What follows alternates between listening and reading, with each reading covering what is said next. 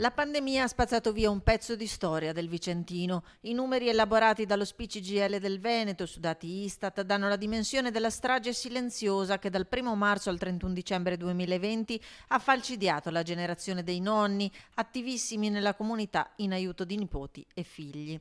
In quei 10 mesi dello scorso anno sono morti 4.057 grandi anziani vicentini, ciò vale a dire 1.027 in più della media 2015-2019, in percentuale il 33,9% in più.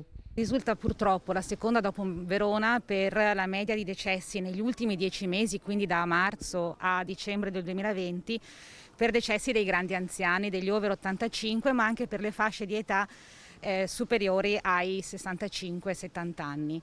Tra i comuni a risultare più colpiti in termini di aumento percentuale dei decessi over 85 rispetto alla media degli anni passati, Alonte, Castelgomberto, Gambugliano, Sarego. Per questo lo SPCGL auspica la rapida immunizzazione delle categorie fragili, che ha già dato frutti, specie nelle case di riposo.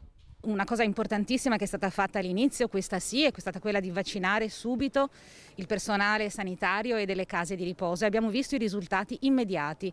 Il crollo dei decessi nelle case di riposo è dovuto essenzialmente e quasi esclusivamente a questo.